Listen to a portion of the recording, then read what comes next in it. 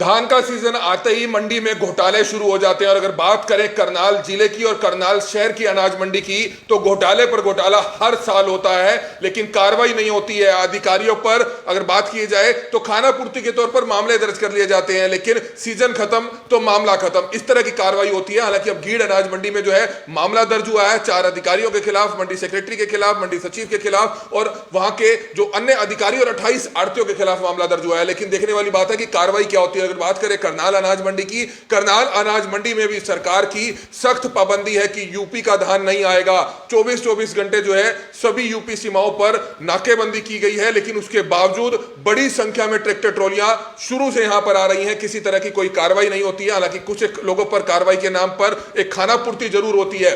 हालांकि बात करें तो खरीद एजेंसियों के जितने भी इंस्पेक्टर हैं, जो बड़े अधिकारी हैं, वो इसमें कई बार जो है इन्वॉल्व पाए जाते हैं। कईयों की रिपोर्ट इस बार भी भेजी गई है, लेकिन कई तो ऐसे हैं जो सालों से यहां पर इंस्पेक्टर के पद पर तैनात हैं और उनको करनाल मंडी और करनाल जिले भर की मंडियों का पूरा भेद पता है कि किस तरह से भ्रष्टाचार को बढ़ावा देना है। लेकिन यह है सीएम सिटी करनाल, जहां पर हर बार धान घोटाला हो, गेहूं घोटाला हो, हर सीजन में घोटाले होते हैं, हर सीजन में अधिकारियों के खिलाफ मामले दर्ज होते हैं, कार्रवाई नहीं होती है, सिरे नहीं चढ़ती है। पिछले दिनों आपको याद होगा, पिछले साल की बात करें तो करनाल डीसी के अंडर जो करनाल के एसडीएम थे, आयुष सिन्हा आईएएस अधिकारी थे, उन्होंने खुद मंडी में जो है छापेमार कार्रवाई की थी। फर्जी गेट पास घोटाला जो है यहां पर किया गया था और बड़े स्तर पर हो रहा था। मंडी सेक्रेटरी और अन्य के खिलाफ मामला दर्ज हो जाता है, लेकिन कार्रवाई आज तक नहीं हुई है। तो निश्चित तौर पर इस समय मंडी के जो सेक्रेटरी हैं, करनाल अनाज मंडी के जो सेक्रेटरी हैं चंद्र प्रकाश जी, वो हमारे साथ मौजूद है। उनसे जानना चाहेंगे, सर, हर बार देखा जाता है कि मंडी में जब भी धान का सीजन आता है, क्योंकि करनाल विशेष तौर पर धान का कटोरा कहा जाता है, आसपास चावल के हजारों राइस मिलर्स हैं और पूरे देश ही नहीं विदेशों में चावल यहां से सप्लाई होता है। राइस मिलर्स अधिकारियों के साथ मिलकर हर बारी इस घोटाले को अंजाम देते हैं। इस बार क्या क्या रिपोर्ट आपके पास आई है और क्या क्या एक्शन अभी तक आपके लिए आपकी तरफ से लिया गया है? जहाँ तक खरीद प्रक्रिया की बात है, मैं आपको बिल्कुल साफ शब्दों में बता देना चाहता हूँ, सरकार द्वारा खरीद के अंदर बिल्कुल पारदर्शिता से काम करने की हिदायत दी हुई है। मैंने अपने सारे स्टाफ को बिल्कुल साफ बता दिया गया है, कोई भी किसी गलत कार्य में संलिप्त पाएगा उसके खिलाफ मैं खुद सख्त से सख्त कार्रवाई करूंगा। हमारी कोशिश है सरकार के नियमानुसार जो खरीद प्रक्रिया चालू की जाए वैसा हम काम करने की पुरजोर कोशिश कर रहे हैं। सर, कोशिश तो कर रहे हैं, लेकिन कार्रवाई क्यों नहीं होती है? यूपी के धान पर पाबंदी है, उसके बावजूद रोजाना इतनी ट्रैक्टर ट्रॉलियां कैसे मंडी में आ जाती है? कहाँ चेकिंग होती है? आप सीसीटीवी कैमरा लेकर जो बैठे हैं, लेकिन आपके सभी नाकों पर जो है अधिकारी बैठे हैं, कर्मचारी बैठे हैं, उसके बावजूद ये गड़बड़ घोटाला होता क्यों है? इस मामले में मैं आपको बताऊं, मंडी के अंदर जो फार्मर अपनी फसल लेके आता है, करनाल मंडी के अंदर अब केवल उसी फार्मर का धान परचेज किया जा रहा है जो हरियाणा का फार्मर है, हरियाणा की जमीन जिसकी रजिस्टर्ड है, हरियाणा का अपना आधार कार्ड, फोन नंबर लेके आता है और वो पोर्टल मेरी फसल मेरा बड़ा पे रजिस्टर्ड है, सरकार द्वारा उसको वेरीफाई किया हुआ है, ई खरीद पोर्टल पर उसका डाटा दिया हुआ है, केवल उन्हीं फार्मर को गेट पास जारी किया जा रहा है। सर, आपको भी पता है कि 1-2 दिन में आपने भी कुछ इस तरह की कार्रवाइयां की हैं कि आड़ती, राइस मिलर्स और अधिकारी यूपी का धान लेकर आते हैं 1600-1700 का और सरकारी यहाँ 1900 में बेच दिया जाता है और स्थानीय किसानों को उसका मालिक बना दिया जाता है। आपके सामने भी कई मामले आए होंगे सामने।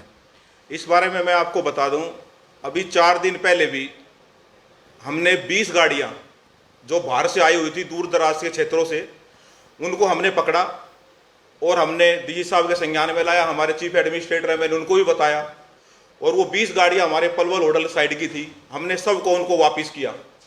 और हमारे उच्च अधिकारियों ने फरीदाबाद के अंदर भी डीजी साहब से बात करके वहाँ पर होडल मंडी, पलवल मंडी, सारी मंडियों में परचेज शुरू करवाई और ऐसे किसानों को हमने यहाँ से भेजा, भाई आप अपनी मंडियों में जाओ, यहाँ लेके मत आओ, वहाँ बेचो, वो सभी हमने यहाँ से वापस की। यूपी के कितने पकड़े हैं अभी तक आपने गाड़ियां? जहाँ तक यूपी की बात है, यूपी के जो फार्मर हैं या यूपी का कोई अभी माल ला रहा है, सरकार द्वारा अभी यूपी कोई अलाउड नहीं है। हमारे संज्ञान में जो भी आया है हमने गेट से उनको वापस भेजा है। कल भी मैंने रात को 9:15 बजे के करीब, हमारा गेट नंबर 4 है, बरेली से 2 गाड़ी आई हुई थी, मैंने खुद पुलिस फोर्स लेके उनको वापस किया। इसके अलावा हमारे आदमी है, हम बिल्टी भी चेक कर रहे हैं, हम ड्राइवर से भी पूछते हैं कहाँ से लेके आता है, उसके ऊपर जो बंदा बैठा है उससे भी पूछते आते हैं।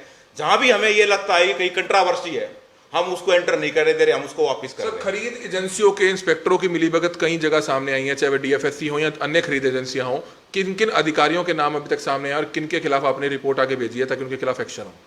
मैं आपको बताना चाहूंगा, इस सीजन में करनाल मंडी के अंदर अभी ऐसा कोई इशू है नहीं है, और जिस हिसाब से सारी खरीद एजेंसियां हम काम कर रहे हैं, मुझे नहीं लगता कि हर बार की तरह जो एक टप्पा लगा हुआ है अनाज मंडी पे, वो शायद परमात्मा ऐसा करे वो होगा। बिल्कुल नहीं होगा, बिल्कुल ईमानदारी से काम होगा। लेकिन रोजाना ट्रालियां आ रही हैं, हालांकि 24 घंटे का नाका लगा हुआ है यूपी सीमा पर, उसके बावजूद ड्यूटी मजिस्ट्रेट तैनात हैं, आपके गेट पर जो है यहाँ पर गेट पास वाले तैनात हैं, उसके बावजूद मंडी में ट्रालियां, यूपी की धान की हजारों ट्रालियां देखी जा सकती हैं, कई ट्रालियां आती हैं, चोरी छिपके काम हो रहा है।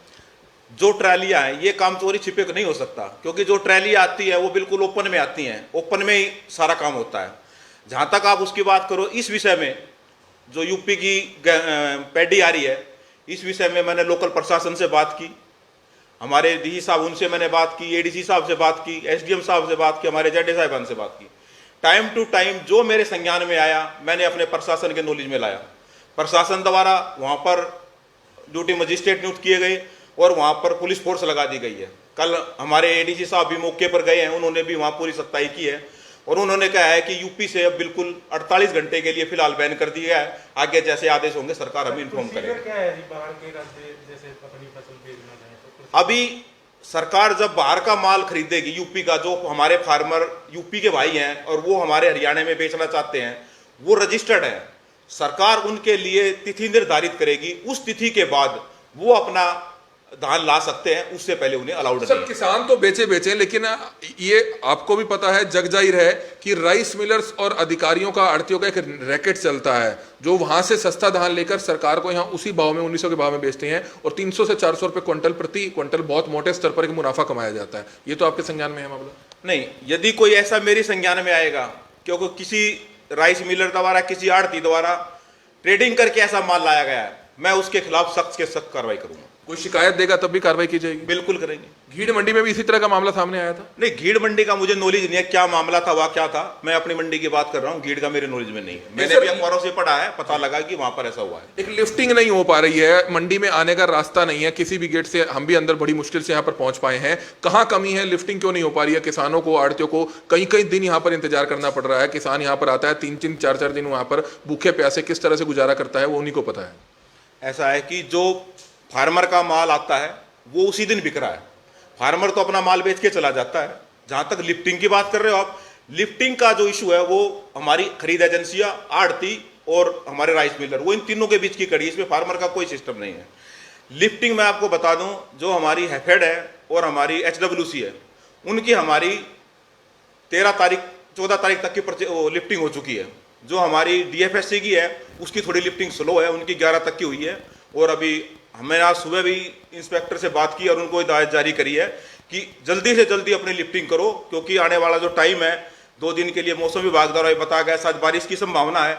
इसलिए हमने सभी एजेंसियों को निर्देश दिए हैं। मंडी आड़ती एसोसिएशन से हमने बात की है, 1 दिन के लिए कल हमने मंडी बंद रखी है, ताकि जल्दी से जल्दी लिफ्टिंग हो जाए और मंडी में जमींदारों को जगह मिल जाए अपना नया प्रोडक्ट डालने के लिए। फार्मर्स परेशान होते ही हैं, हाईवे पर एक्सीडेंट्स का भी खतरा बढ़ जाता है, कई किलोमीटर लंबी लाइनें लगी हुई हैं और किसानों ने बताया कि रात से वे लाइनों में खड़े हैं और सुबह जाकर या दोपहर को जाकर नंबर आता है। इसमें मैं बताना चाहूंगा कि प्रशासन द्वारा जो टाइमलाइन जारी की हुई है, उसकी हमने पूरी एडवर्टाइजमेंट अखबारों में की गई है, आपके माध्यम से की गई है। भाई आप सुबह 5 बजे से 7 बजे तक अपना पैडी लेकर आए। फिर भी हम किसानों की सुविधा के लिए डीसी साहब के आदेशानुसार घंटा आधा घंटा हम पोर्टल को फिर भी एक्स्ट्रा चलाते हैं। फिर भी मैं सभी किसान भाइयों से ये अनुरोध करना चाहूँगा, यदि आपको लगता है कि आप मंडी में सुबह शाम को 7 बजे तक नहीं पहुँच सकते, तो आप अगले दिन अपनी फसल लेकर आए, ताकि आपको रात को हाईवे पे ना गुजारनी पड़े और आपकी सुरक्षा को कोई खतरा ना हो। एक करनाल अनाज मंडी के भी कोई मुनीम हड़ताल पर गए हैं या कोई आपके उनका डेलीगेशन आपसे मिलने आया है? थप्पड़ मारने का मामला है, किसी आड़ती ने मुनीम को थप्पड़ मारा?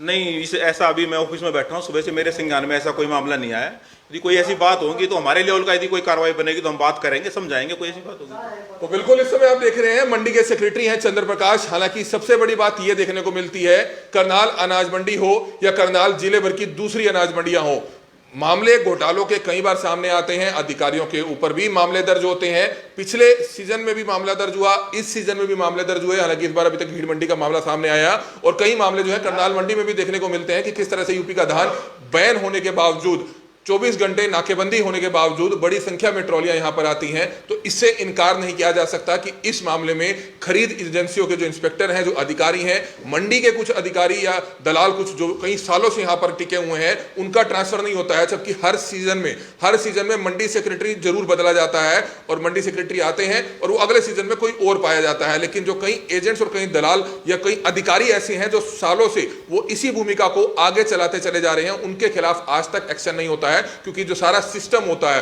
जो सारा मंडी का भेद होता है, वो सिर्फ उन्हीं दलालों को या उन्हीं अधिकारियों को पता होता है। लेकिन प्रशासन, सरकार उनके ऊपर आज तक एक्शन क्यों नहीं लेता है? सीआईडी रिपोर्ट अगर ली जाए, एक जांच बिठाई जाए, तो निश्चित तौर पर ऐसे दलालों के खिलाफ सख्त एक्शन लिया जाता है जो सालों से करोड़ों रुपया सरकारी राजस्व का किस तरह से मिल बांट के डकारते हैं, लेकिन सरकार तक वो पूरा पैसा नहीं पहुंच पाता है। क्योंकि कहीं ना कहीं एक नेक्सस चल रहा है जो सालों से चलता आ रहा है और आगे भी चलता रहेगा। क्योंकि सरकारें मामले जरूर दर्ज करती है लेकिन उसकी इन्वेस्टिगेशन आगे नहीं होती है। मंडी का सीजन खत्म और जांच खत्म, अगला अधिकारी आएगा, दोबारा से सीजन शुरू होगा, मामले दर्ज होंगे, मामले सीजन खत्म होने के बाद फिर खत्म हो जाएंगे। इंक्वायरी उस लेवल पर क्यों नहीं हो पाती है? यह सवाल अपने आप में बहुत बड़ा गंभीर है। हमारी आप सभी से अपील, जो भी लोग इस वीडियो को देखें, इस वीडियो को ज्यादा से ज्यादा जरूर शेयर कीजिएगा। Kamal media, Karnal breaking news, Karnal.